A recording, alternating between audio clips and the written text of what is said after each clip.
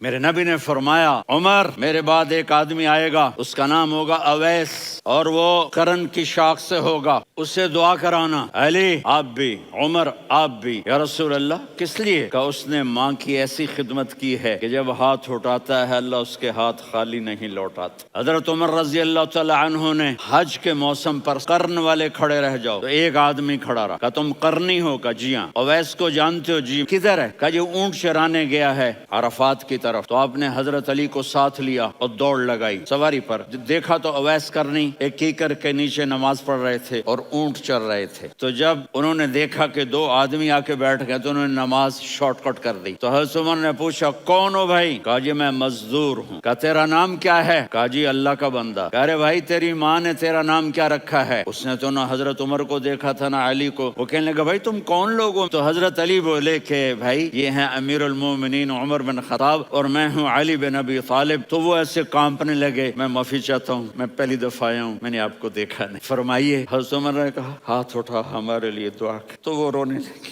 آپ نبی کے صحابی، میں عاجز مسکین، میں دعا کروں؟ میری اوقات ہے میں دعا کروں؟ کہاں؟ ہمیں ہمارے نبی نے فرمایا تھا اویس آئے تو دعا کروانی ہے۔ عمر اور علی جیسی ہستیوں کو دعا کے لیے کہا جا رہا ہے۔ پیچھے تہجد ہے؟ نہیں۔ جہاد ہے؟ نہیں۔ علم ہے؟ نہیں۔ کیا ہے؟ ماں کی خدمت۔